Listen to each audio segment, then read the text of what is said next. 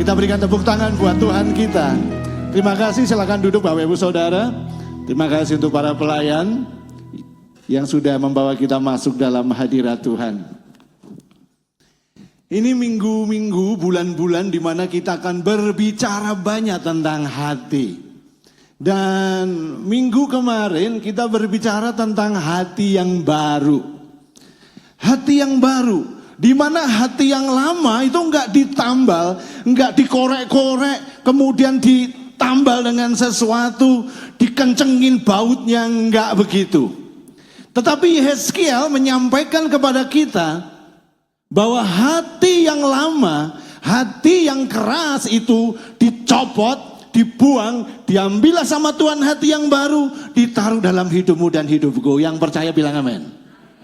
Ini sesuatu yang mustahil, yang dunia nggak bisa kerjakan, yang kita nggak bisa kerjakan. Karena siapa Anda dan saya? Kalau saya mau tanya, di mana letak hatimu? Pernah berpikir nggak di mana letak hatimu? Di dada. Kalau dibelah ketemunya apakah hatimu? Hati yang biasa menimbang-nimbang, hati yang biasa menyaring, memfilter segala perkara, segala situasi. Di mana letaknya? Kalau kau bilang di sini, ini pikiranmu. Hati itu ada antara jiwa dan rohmu.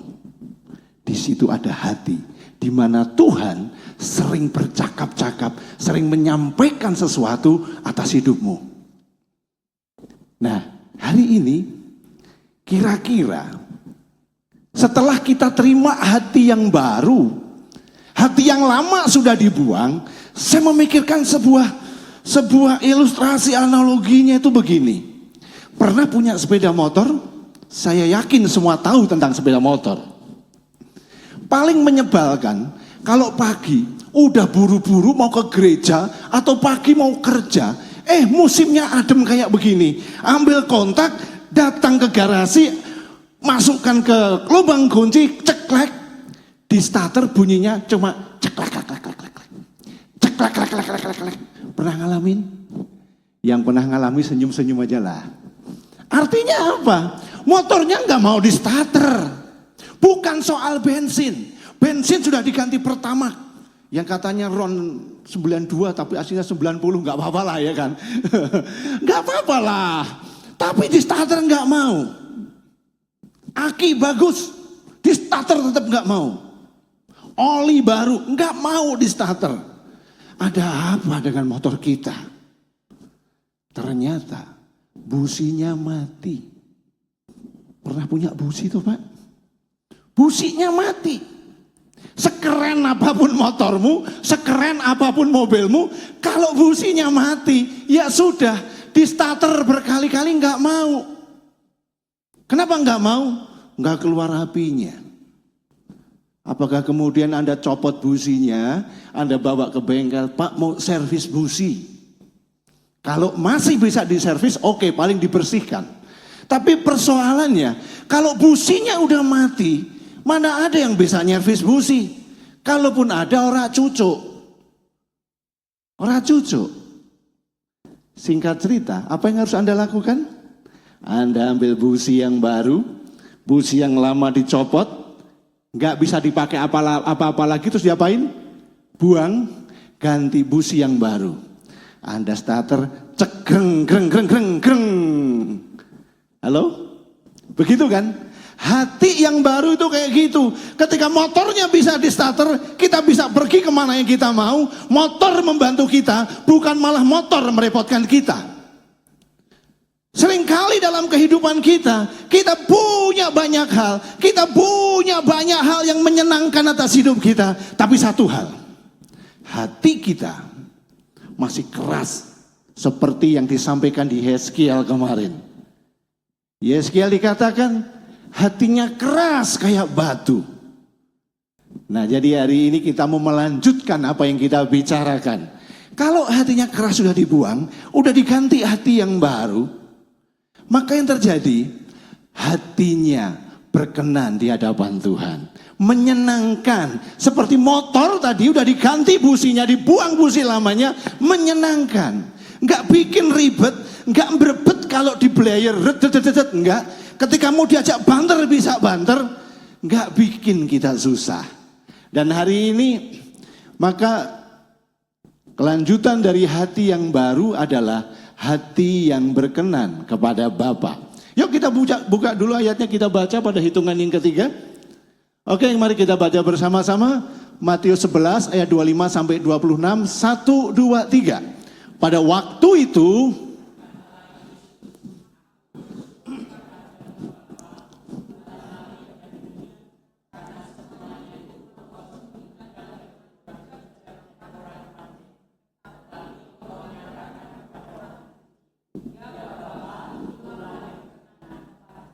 Oke. Ayat 26 berkata, "Ya Bapa, itulah yang berkenan kepadamu." Ayat ini latar belakangnya adalah doa Tuhan Yesus. Doa Tuhan Yesus yang disampaikan kepada Bapa. Bapa, Engkau menyatakan rahasia kerajaan surga, Engkau menyatakan rahasia ilahi tentang keselamatan atas dunia ini bukan kepada orang-orang bijak, bukan kepada orang-orang pandai, tetapi Kau bukakan rahasia ini kepada orang-orang kecil. Dan itulah cara yang berkenan di hadapan-Mu. Dan aku bersyukur atas apa yang Kau lakukan. Jadi Tuhan itu menyatakan kehendaknya, menyatakan anugerahnya, menyatakan rahasia kerajaan surga. Karena dalam perikop-perikop sebelumnya, perikop besar itu berbicara tentang bagaimana kerajaan surga itu diberitakan. Tidak semua orang bisa nangkep, tidak semua orang bisa terima. Tetapi di sini dinyatakan bahwa rahasia itu dibukakan kepada orang-orang kecil, bukan kepada orang-orang yang bijaksana. Oke, boleh dilanjutkan? Ya. Jadi bukan kepada orang-orang yang bijaksana. Ayat orang-orang yang bijaksana, orang-orang pandai itu merujuk kepada ahli Taurat, kepada orang Farisi, kepada pemuka-pemuka agama. Seringkali kita tercampur-campur pengertiannya. Pengertian tercampur-campur. Orang Farisi itu apa? Ahli Taurat itu apa? Kemudian pemuka agama itu apa? Ahli Taurat itu kalau sekarang itu orang-orang yang berkecimpung sebagai mungkin guru, sebagai dosen, yang ahli hukum Musa. Jadi ahli dalam hukum-hukum Taurat. Mereka kerjaannya menyalin hukum Taurat, hukum Musa disalin, ditulis. Kalau salah satu iota saja, salah satu koma saja, itu dirobek, diambil, dan dibakar. Itu kerjaan mereka. Jadi mereka kadang-kadang diperbantukan untuk pengadilan. Karena mereka mengerti banyak tentang hukum Musa. Mereka tahu, hafal hukum Taurat. Yang kedua, orang Farisi.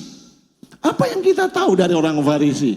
Orang Farisi itu semacam ormasnya orang-orang Yahudi waktu itu. Jadi di sana ada orang awamnya, ada pedagangnya, ada nelayannya, ada petaninya. Mereka bergabung menjadi orang Farisi yang membentuk sebuah ormas yang tujuannya menjaga, memelihara adat istiadat orang Israel. Menjaga tradisi-tradisi yang ada di sana. Jadi mereka tuh tugasnya tuh melihat, oh itu salah, oh itu tidak boleh, harusnya begini, harusnya begitu, tidak boleh yang seperti ini. Itu yang mereka kerjakan. Sehingga orang-orang Farisi ini, mereka dari hukum Taurat yang sudah ada, mereka menambahkan kurang lebih ada 600 hukum yang mereka buat untuk ditambahkan supaya lebih teliti, lebih afdol katanya. Jadi mereka membuat hukum bagaimana cara mencuci tangan, bagaimana cara makan, bagaimana ini, bagaimana itu, bagaimana mau mandi, bagaimana berdoa untuk ini. Itu yang mereka lakukan. Makin ribet. Dan yang terakhir, itu pemuka agama, itu bisa imam besar, itu bisa imam kepala, atau mungkin orang atau tua-tua dari daerah-daerah di mana mereka tinggal. Itu mereka semua orang-orang terhormat. Orang-orang yang punya kedudukan. Orang-orang yang tahu firman Tuhan. Gabungan antara orang Farisi dan antara orang Farisi dan ahli Taurat. Mereka bisa masuk ke dalam dewan kota namanya Sanhedrin. Dan nanti Anda akan tahu siapa itu, Paulus. Itu orang yang tinggal di situ. Orang-orang pintar, orang-orang terkemuka. Tetapi di sana firman Tuhan berkata, engkau tidak menyatakan rahasia itu kepada mereka. Kepada orang-orang yang tahu firman, kepada orang-orang yang ngerti hukum Taurat, kepada orang-orang yang punya jabatan. Tetapi kepada orang-orang kecil, yang dipinggirkan, yang dianggap sebelah mata, yang termarginalkan, itu diberikan kepada mereka. Maaf ya, bukan berarti Tuhan itu melawan orang pandai. Bukan berarti kepandaian itu Tuhan gak suka dengan itu, bukan. Bukan Tuhan gak suka dengan akal budi yang terus bertumbuh berkembang, enggak, bukan itu maksudnya. Tetapi persoalannya adalah sikap hati. Sikap hati. Tuhan gak anti loh dengan pendidikan, Tuhan gak anti dengan sekolah, Tuhan gak anti dengan belajar supaya orang jadi pintar, supaya orang akal budinya jadi berkembang. Karena pada bagian yang lain firman Tuhan juga berkata, kasihilah Tuhan Allahmu dengan apa? Segenap hatimu, segenap jiwamu, segenap akal budimu, pikiranmu, seluruhnya ini. Jadi jangan salah dengan hal ini. Yang Tuhan mau adalah sikap hati. Yuk semuanya ngomong sikap hati. Sikap hati yang bagaimana? Sikap hati yang seperti apa?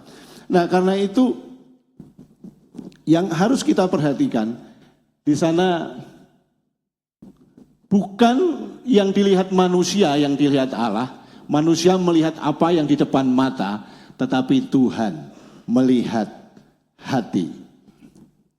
Bagaimana dengan logika kita kepada firman? Bagaimana ketika engkau merasa firman itu enggak sesuai dengan apa yang kau pikirkan? Firman itu enggak sesuai dengan apa yang logikamu katakan. Ketika firman Tuhan berkata, berilah maka engkau akan diberi. Logika kita berkata, enggak mungkin memberi kok malah diberi. Enggak mungkin memberi malah bertambah. Kalau memberi itu artinya ada sesuatu yang berkurang atas hidup saya. Itu logika. Betul? Tetapi ketika imanmu berkata, antara logika dan iman kadang-kadang berbeda pendapat. Tetapi saya mau bilang kepada Anda, logika harus tunduk kepada kebenaran firman Allah. Logika kita harus tunduk kepada kebenaran firman Allah. Engkau boleh makin pandai, tapi logikamu harus tunduk kepada kebenaran. Tampar, ketika engkau ditampar pipi kirimu, berikan apa? Pipi kanan. Kanan kiri udah dikasihkan, apalagi yang mau dikasihkan. Ini enggak adil Tuhan, ini enggak benar. Ini namanya penzoliman, begitu kan? Tetapi firman Tuhan adalah firman yang benar. Sekarang, dulu, dan selama-lamanya enggak berubah. Amin. Ketika orang memberikan pipi kiri, pipi kanannya, orang berkata itu enggak logis. Tapi firman Tuhan berkata, ketika kita memberikan pipi kiri, pipi kanan, artinya kita memberikan hak balas itu kepada Tuhan yang memiliki langit dan bumi. Halo, kayak ini sesuatu yang baru ya buat kita ya. Tapi saya berharap ini bukan sesuatu yang mengagetkan Anda. Karena itu tertulis ribuan tahun yang lalu. Nah, karena itu hati yang seperti apa? Hati yang bagaimana yang Tuhan mau? Supaya hati itu menjadi berkenan di hadapan Tuhan. Oke, yang pertama boleh turunkan? Hati yang berkenan itu adalah hati yang rendah. Bahasa yang lebih enak, rendah hati. Yuk kita baca bersama-sama ayatnya. Pada hitungan yang ketiga, Lukas 8 ayat 15, 1, 2, 3. Yang jatuh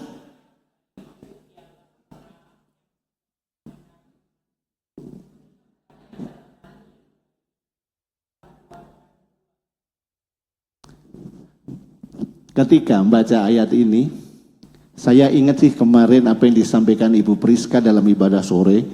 Disediakan 2 pot, yang 1 pot isinya apa? Yang hadir sore masih ingat? Pot 1 isinya semen, pot 1 isinya tanah. Nah, berbicara rendah hati, yang jatuh di tanah yang baik, itu ialah orang yang setelah mendengar firman itu, menyimpannya dalam hati. Rendah hati, bahasa Inggrisnya itu humble. Humble, di sana dikatakan humble itu asal katanya dari bahasa Yunani, humilitas. Humilitas ditarik lagi kata dasarnya, berasal dari yang namanya kata humus. Humus kita semua tahu, itu tanah yang subur, tanah yang baik. Benih apapun ketika ditaruh di tanah itu, benih itu akan bertumbuh. Benih apapun akan bertumbuh ketika ditaruh, ketika ditanam di atas humus itu, dia akan mengeluarkan akarnya. Setelah akar akan keluar mahkota daunnya atau kelopak daunnya, terus bertumbuh semakin tinggi keluar batangnya. Artinya apa? Ketika orang punya kerendahan hati, benih apapun ketika ditaburkan dalam hidupnya, maka benih itu akan bertumbuh, benih itu akan berakar kuat, dan benih itu akan hidup dan menghasilkan buah atasnya. Katakan amin. Nah, jadi hari ini periksa hati kita. Apakah kita menjadi bagian dari yang namanya humble, kerendahan hati? Apakah kita masih punya yang namanya kepedulian? Tidak gampang emosi. Kalau boleh saya bilang begini, lawan dari hati yang keras adalah hati yang lembut. Lawannya adalah tanah yang subur. Hati yang keras, mau ditanemin apapun gak bisa. Karena Yehezkiel berkata, hatinya seperti batu. Adakah petani yang bercocok tanam di atas batu? Gak ada. Itu petani bodoh. Tetapi orang yang tahu bagaimana cara menanam, dia akan tabur benihnya di atas tanah yang subur. Sehingga ketika Tuhan, seperti perumpamaan penabur itu, ketika benihnya jatuh di atas batu, benihnya gak akan tumbuh. Sebentar saja tumbuh, besok layu dan besok mati. Tetapi ketika penabur itu menaburkan damai sejahtera, maka di tanah yang subur itu damai sejahteranya tumbuh. Ketika penabur itu menaburkan yang namanya kasih, maka kasih itu akan tumbuh di tanah yang subur. Ketika sang penabur itu menaburkan kebaikan, menaburkan sukacita, maka sukacitanya tumbuh di tanah yang berhumus. Nah, jadi hari ini yuk periksa baik-baik. Adakah sesuatu yang baik itu bertumbuh di dalam tanah hati kita? Itu yang pertama dari rendah hati, yaitu humble. Ada kata humus.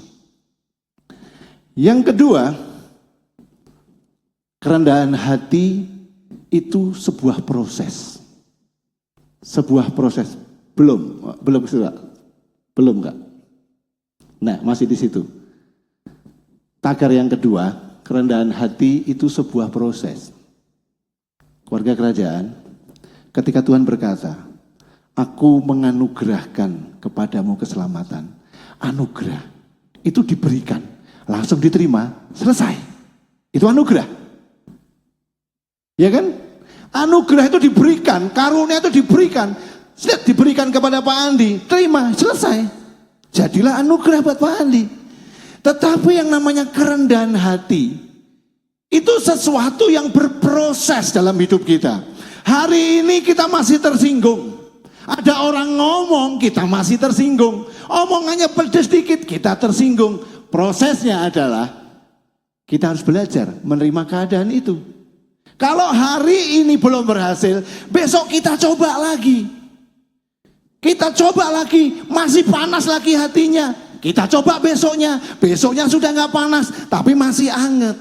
Terima pernyataan yang gak enak, udah gak kebakar lagi ini kepala. hatinya sudah mulai adem. Kita coba lagi. Dari satu level ke level berikutnya. Yang terjadi adalah sampai prosesnya itu selesai. Karena itu seharusnya nih barometernya semakin orang itu punya kedudukan yang tinggi. Semakin orang itu duitnya makin banyak. Semakin jabatannya mentereng. Maka seharusnya kerendahan hatinya juga levelnya semakin naik. Halo? Begitu kan? Kalau kerendahan hatinya semakin jeblok, semakin mendelep itu istilahnya, maka yang terjadi tinggal nunggu kapan peraihannya, kapan prestasinya itu ambrol. Jadi kerendahan hati itu menjadi dasar sebuah pencapaian.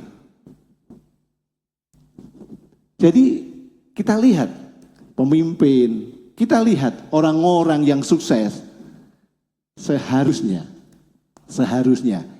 kerendahan hatinya semakin naik, semakin tinggi. Itu yang harus terjadi. Orang ngaku dekat sama Tuhan, orang ngaku semakin cinta sama Tuhan, maka yang terjadi adalah kerendahan hatinya semakin naik. Itu nggak bisa tidak, nggak bisa dibantah. Selanjutnya, karena itu kerendahan hati itu yang ketiga, tagar 3, itu adalah bukti pertama dari hati yang baru. Karena melalui kerendahan hati, kesabaran bisa bertumbuh. Melalui kerendahan hati, belas kasihan itu akan terjadi. Bagaimana orang mengatakan, aku adalah orang yang sabar. Bagaimana orang berkata, aku mengasihi engkau, aku peduli sama engkau. Tapi dia nggak punya kerendahan hati. Yang terjadi adalah apa yang dia kerjakan ketika dia memberikan bantuan, ketika dia memperhatikan saudaranya, yang terjadi manipulasi. Dia akan memanipulasi apa yang dia kerjakan. Anugerah yang Tuhan berikan akan dimanipulasinya. Karena itu kerendahan hati itu bukti awal dari orang yang punya hati yang baru. Ngeceknya begitu aja. Yang terakhir kita baca ayatnya, nih ayatnya agak panjang. Boleh diturunkan nggak? Kerendahan hati membawa peninggian. Ini ada sebuah cerita dari orang Farisi. Dari orang-orang yang datang ke Bait Allah. Saya bacakan untuk Anda semuanya. Dan kepada beberapa orang yang menganggap dirinya benar dan memandang rendah semua orang lain, Yesus mengatakan perumpamaan ini. Ada 2 orang pergi ke Bait Allah untuk berdoa.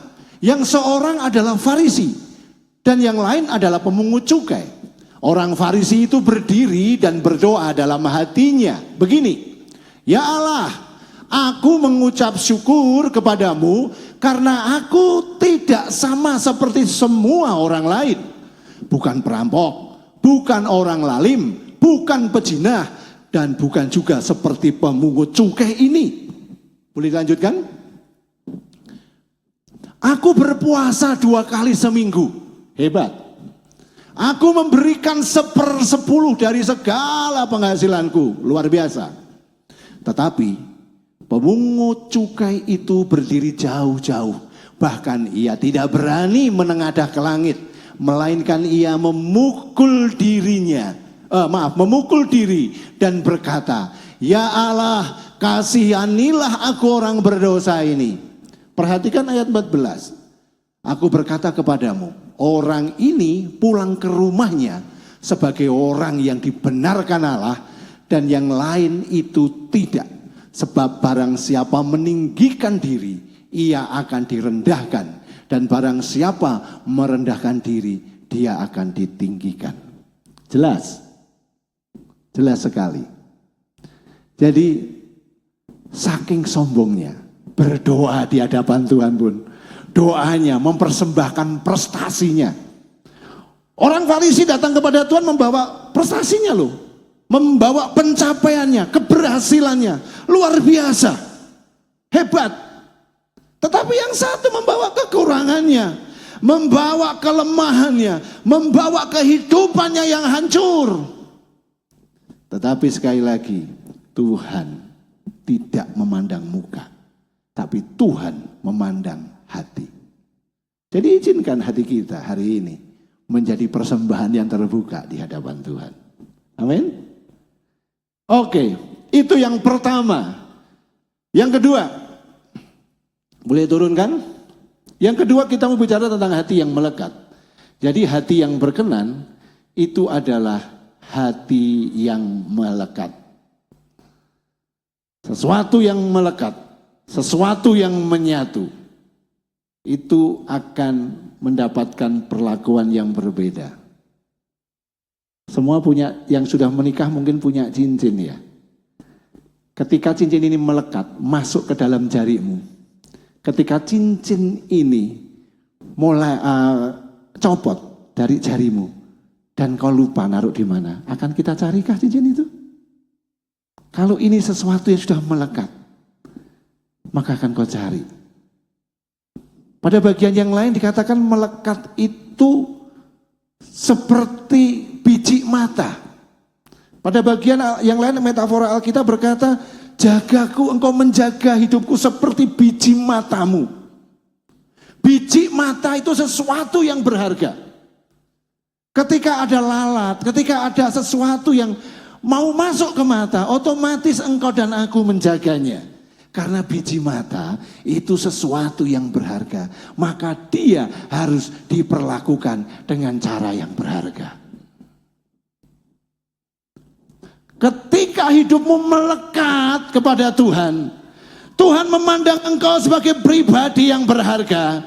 Karena engkau melekat dan berharga di mata Tuhan, maka Tuhan memperlakukan hidupmu dengan cara yang berharga pula.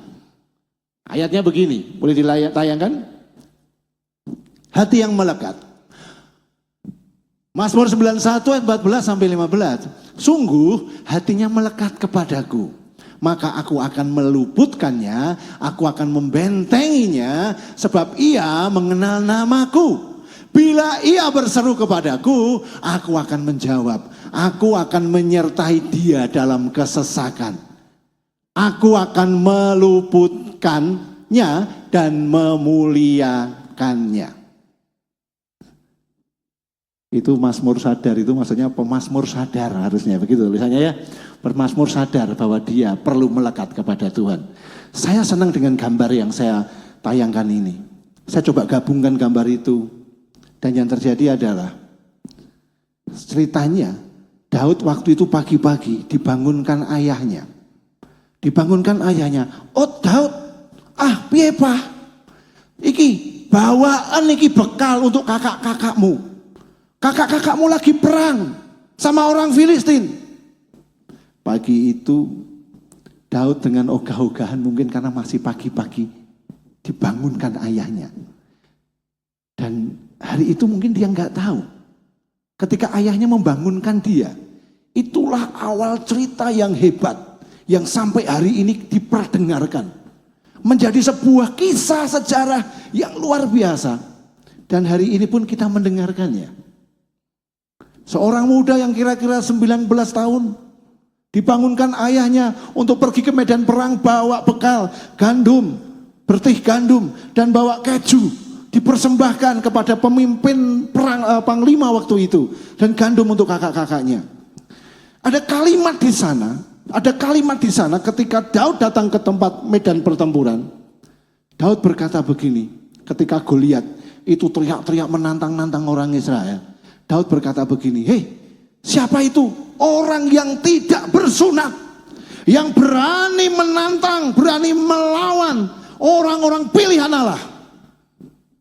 Yang berani menantang barisannya Allah."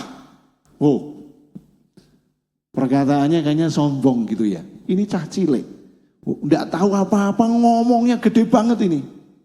Tetapi ingat, ada kalimat yang dikatakan, siapakah orang yang tidak bersunat ini?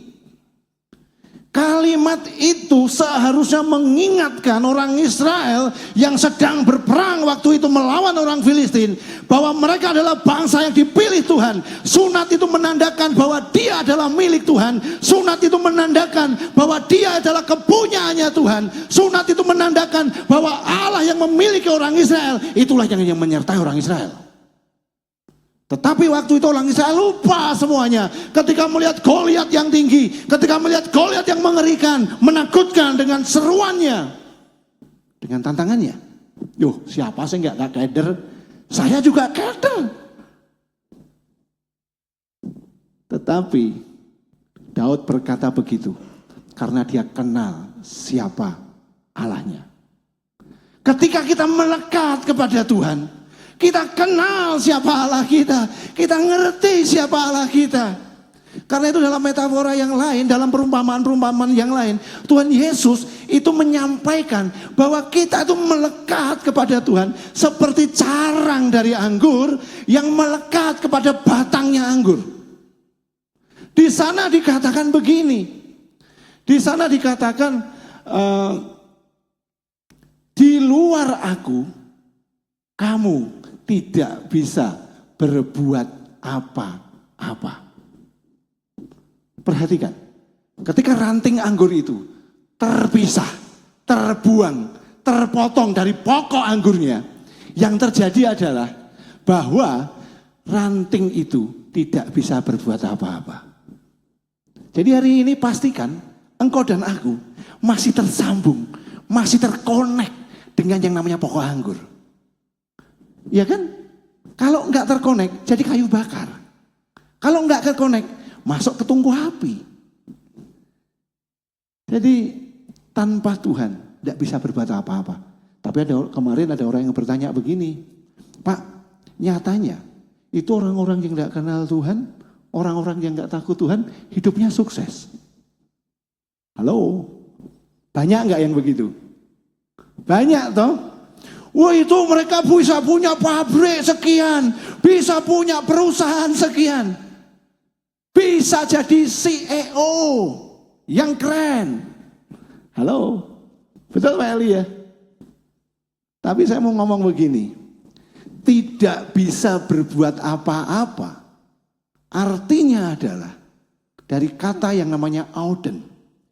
Auden itu artinya tidak bisa menghasilkan buah yang kekal.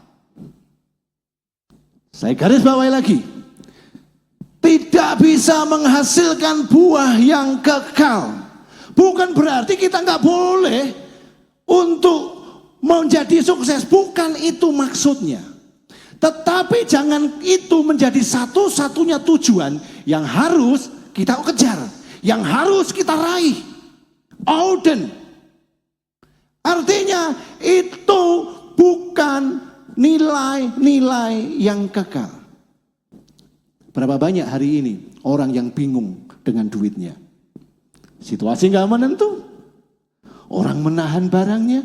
Mau lepas barang bingung. Kalau gak dilepas gak ada cash flow. Kalau dilepas kok rugi. Halo? Bingung tuh? Harga dolar naik. Bingung. Disikat Hormuz, bingung. Sekarang dolarnya nggak stabil, bingung. Yang punya investasi juga bingung. Kita itu kadang-kadang hanya melihat yang di luarnya. Sekali lagi, kita gampang melihat yang di luar. Nggak mau lihat yang di dalam. Memang yang di dalam nggak semua orang bisa lihat. Tetapi hari ini memang Tuhan menginginkan kita punya nilai-nilai yang kekal. Ketika engkau punya nilai-nilai yang kekal, kau dipercaya dalam nilai yang kekal, maka nilai-nilai yang tidak kekal itu akan dipercayakan kepadamu dan kepadaku. Amin. Hari ini saya menghidupinya. Khotbah yang disampaikan pendeta ketika saya menikah. Khotbahnya berkata begini, yang saya ingat sama istri sampai hari ini. Maka harta bangsa-bangsa akan diberikan kepadamu. Sampai hari ini, saya itu jarang beli baju baru. Jadi semua yang saya pakai ini, kek-kekan. Tahu kek-kekan? Gratisan. Saya suatu hari dikasih baju, kekecilan. Meh ngomong yo rikoh, meh orang ngomong yo piye. Terpaksa saya pakai karena kek-kekan. Kek-kekan itu pemberian, anugerah gitu loh. Kalau nggak dipakai kan ya nggak enak ya kan? Nggak enak. Saya tahu harganya berapa, tapi itu kekean. Maka saya pakai. Ketika tak pakai, ya walaupun badan saya kecil, karena bajunya lebih kecil dari badan, yang terjadi ya kayak lemper. Tapi yang nggak apa-apa, supaya orang yang ngasih saya ngerti, oh bajunya berkenan, saya pakai, ya kan? Ya walaupun nggak pantas tak pakai, karena saya tahu, saya ini produk anugerah. Jadi ketika kita itu menghidupi kebenaran, melekat kepada kebenaran, yang terjadi adalah hidupmu dan hidupku akan berkenan di hadapan Tuhan. Amin. Saya nggak tahu. Saya pernah cerita kan, saya berangkat merantau, itu hanya bawa 1 tas dan 1 dos buku. Begitu pulang, 1,5 truk barang saya bawa. Sampai rumah ibu itu penuh, saya kena marah. Barangmu itu diurusi, barang diumbruk-umbruk gitu. Dan sampai hari ini barang itu nggak selesai saya toto. Halo, jadi Anda dan saya ini produk anugerah. Kita lahir gak bawa apa-apa. Ku tak membawa apapun juga. Betul kan? Saat ku kemana? Datang ke dunia. Terus, ku tinggal semua. Pada akhirnya yang akan kita bawa itu nilai-nilai kekalnya. Bukan sertifikatmu. Bukan berarti itu enggak penting, jangan salah. Bukan giromu, bukan buku tabungan kita, bukan BPKB-mu. Perhatikan, semua itu yang bikin kita pusing di dunia. Halo, betul? Wah, punya mobil baru, ketika pajaknya naik karena option, waduh Pak, 60%. Bikin pusing enggak? Wah, ternyata kayak pajaknya gitu kan. Yang bikin pusing itu. Bukan nilai-nilai kekal itu yang membuat kita pusing. Banyak gereja yang terjebak kepada nilai-nilai duniawi sehingga hidupnya pusing. Bukan itu tidak penting, tapi itu bukan segala-galanya. Tapi justru saya seringkali mengingatkan kepada kita itu akan merasa pusing ketika kehilangan sesuatu. Entah itu duit, entah itu mobil, entah itu pekerjaan, entah itu apa. Tetapi ketika engkau kehilangan firman, engkau gak ngerasa apa-apa. Perhatikan baik-baik. Engkau gak akan merasa pusing, gak akan wah gelisah hidupmu, gak bisa tidur, enggak. Biasa aja orang kehilangan firman. Padahal dia sedang berkata, aku tidak seperti orang lain Tuhan. Enggak. Dia sedang kehilangan. Oke. Melekat itu artinya punya, boleh digantikan turunkan enggak? Enggak ada ya? Coba naik lagi 1. Oke, maafkan, ada yang ketinggalan. Melekat itu punya nilai yang sama. Seseorang yang punya nilai yang sama akan bisa berjalan bersama. Amos berkata, dalam Amos dikatakan, mana mungkin orang berjalan bersama kalau tidak berjanji lebih dulu, kalau tidak bersepakat terlebih dulu, kalau tidak pernah ngobrol-ngobrol dulu, mana mungkin orang berjalan bersama. Bagaimana mungkin orang mau menikah bersama kalau nggak ada kesepakatan dulu. Maka yang namanya melekat itu menyatukan nilai. Ada seorang tokoh Alkitab yang membuat saya luar biasa. Singkat ceritanya, tapi luar biasa ceritanya. Dikatakan Henok. Henok itu berjalan bersama dengan Allah. Henok itu menyelaraskan hidupnya dengan Allah. Henok itu menyesuaikan keinginannya dengan keinginannya Allah. Selera Henok itu menjadi seleranya Allah. Sehingga Henok dan Allah berjalan bersama-sama. Kemudian Allah berpikir, orang ini 65 tahun tidak bersama dengan aku. Dan sekarang sudah berjalan bersama dengan aku 300 tahun lamanya. Maka sebaiknya orang ini tidak perlu mati. Tetapi orang ini langsung aku bawa ke surga. Woi, kisah yang luar biasa bukan? Jadi Henokh itu menyesuaikan hatinya dengan Tuhan. Henokh menyelaraskan keinginannya dengan Tuhan. Frekuensi hatinya disetel selaras dengan frekuensinya hati Tuhan. Dan apa? Apa yang dirindukan Henokh itu juga menjadi kerinduannya Tuhan. Bahasanya itu adalah seirama dengan langkahnya Tuhan. Langkahnya Henokh sama dengan langkahnya Tuhan. Dinamikanya sama. Dengan kata lain begini, Henokh itu walaupun hidup di dunia, tapi nilai yang dipakai hidup di dunia itu nilai-nilai surga. Cara dia hidup di dunia, dia pakai cara-cara surga untuk hidup di dunia. Kalau dunia berkata kamu disakiti, kamu dibenci, balasan.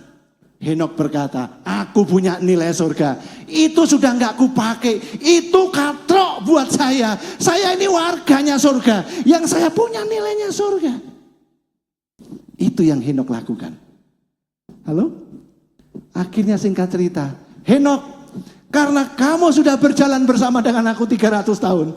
Sekarang waktunya engkau tinggal bersama dengan aku di surga. Ini baru keren. Halo? Ini baru keren. Yang terakhir. Oke, turunkan yang terakhir. Yang terakhir, hati yang berkenan itu hati yang melibatkan Tuhan. Ya, hati yang melibatkan Tuhan. Saya bacakan ayatnya. Amsal 3 ayat 5 sampai dengan yang ke-6. Percayalah kepada Tuhan dengan segenap hatimu dan janganlah bersandar kepada pengertianmu sendiri. Akuilah dia dalam segala lakumu, maka ia akan meluruskan jalanmu. Orang yang melibatkan Tuhan, setiap apapun juga, dia akan bertanya kepada Tuhan. Nggak nunggu persoalan besar, nggak nunggu kerjaannya besar, nggak nunggu kesibukannya banyak. Tapi dia akan datang kepada Tuhan. Dia akan bertanya kepada Tuhan. Nggak nunggu persoalan meledak. Tetapi jauh sebelum persoalan meledak, dia akan datang kepada Tuhan. Orang yang mengandalkan Tuhan, yang melibatkan Tuhan. Setiap hari dia berkata, bila engkau tak besertaku, terus ku tak mau melangkah, ku perlu Tuhan pimpin langkahku. Terus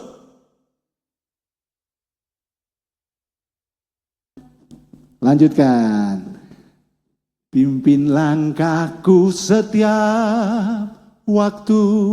Ini yang penting. Berjalan sampai terjadi. Nyatakan Tuhan muliaanmu dan berjalanlah denganku. Berjalan Tuhan itu memang gak gampang. Nuh berjalan dengan Tuhan, ngikuti apa yang Tuhan mau. Semua orang menjauhi dia. Ya kan? Tidak percaya, ada air bah, ada hujan, tidak percaya. Musim kemarau kok, tidak percaya. Kita nggak selaras dengan yang dunia yakini. Itu persoalannya. Bahkan orang-orang di sekitar kita, mungkin pasangan hidup, mungkin keluarga, mungkin anak, nggak percaya. Pimpin langkahku setiap waktu, itu nggak gampang. Karena apa? Karena ketika kita, yang namanya kita itu melibatkan Tuhan, kita memberi ruang kepada Tuhan, untuk Tuhan masuk dalam hidupmu, mengobrak-abrik sesuatu yang gak sesuai dengan Tuhan, membuat sesuatu yang kau sayangi, membuat sesuatu yang membuat engkau meninggalkan Tuhan, dibuang dari hidupmu. Dan itu gak gampang. Oh Tuhan, aku sayang dengan ini Tuhan, ini satu-satunya hobiku Tuhan. Buang.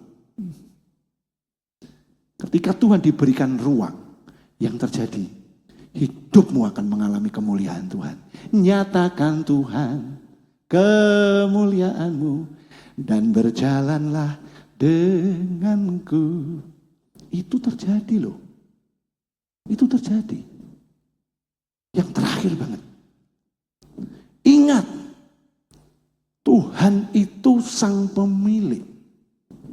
Tuhan itu sang pemilik. Dia ngerti apa yang harus dia lakukan untuk hidupmu dan hidupku. Dia tahu mana yang harus dilewati untuk hidupmu dan hidupku.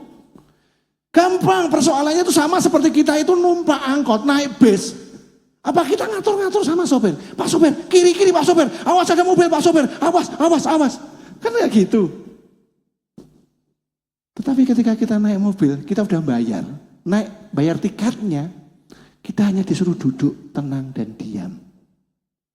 Nanti sampai terminal ya Pak, Bapak turun. Ya kan? Jadi begitulah hidup kita. Ingat sang pemilik. Dalam pelayanan saya coba ngatur apa yang seharusnya enggak saya atur. Suatu hari kita ngobrol sama istri, wah duit kita kurang ini. Enggak mungkin kita ini bisa hidup tanpa geronjal. Kalau duit kita segini sampai segini nanti enggak cukup. Ya gaji itu mungkin 3 koma. Tahu 3 koma kan saya sering cerita kan? Gajinya tanggal 1 diberi, tanggal 3 kita sudah koma. Alias duit entek. 3 koma. Dalam pelayanan saya hanya mendapatkan persembahan kasih. Tapi Tuhan itu ajaib. Tuhan, singkat cerita sama saya sama istri rundingan, yuk kita bicara nih. Mama bisa apa? Bikin gudeg. Oke, kita jualan gudeg. Kami pernah jualan gudeg di Pasar Gede Solo. Laris. Tapi suatu hari Tuhan benturkan dengan pelayanan. Gudegnya enggak jalan. Karena pelayanan harus terus jalan. Selesai gudegnya. Saya jualan gula. Wah, laris. Sibuk ngurus DO, sibuk ngurus klien, sibuk kirim barang. Suatu hari pemerintah tahu, ini regulasi gula. Kalau enggak dihabisin, ini pedagangnya yang untung. Loh bayangkan, jualan gula sekilo 1.000 itu untungnya luar biasa loh. Saya sampai 1.000 keuntungan per kilo.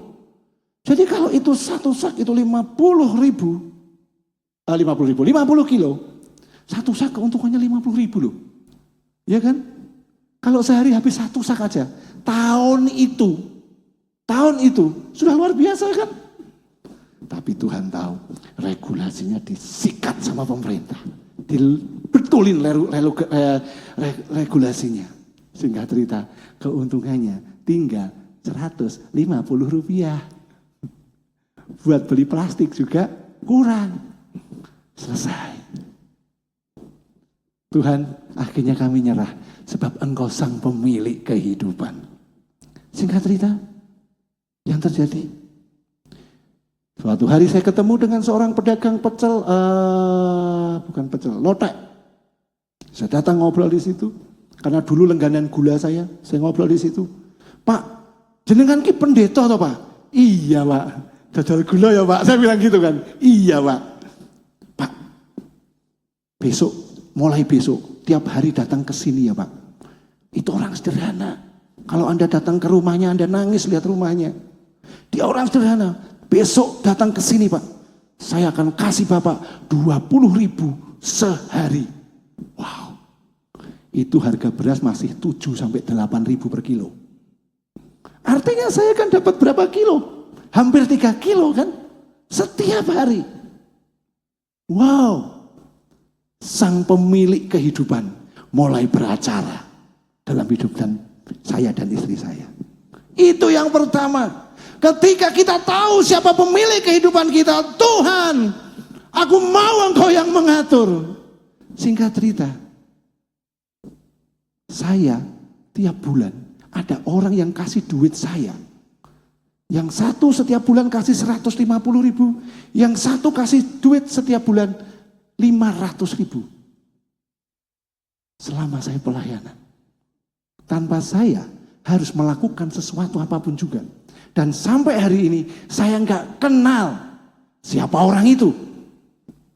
Dan ketika saya pindah, saya ngomong sama orang yang menjadi saluran itu. Cukup. Karena saya tidak lagi di kota Anda. Artinya apa? Sang pemilik kehidupan itu. Ketika engkau mau melibatkan dia, mengizinkan dia, membuka ruang hidupmu, maka dia akan beracara dalam hidupmu. Amin. Karena nggak ada persoalan yang terlalu besar untuk dia selesaikan. Nggak ada persoalan yang terlalu kecil untuk dia abaikan. Jadi hari ini cari tahu hidupmu. Persoalan apa yang belum terselesaikan? Mungkin di sana tidak ada ruang gerak bagi Tuhan untuk mengerjakan sesuatu atas hidupmu. Amin. Oke, mari kita berdoa.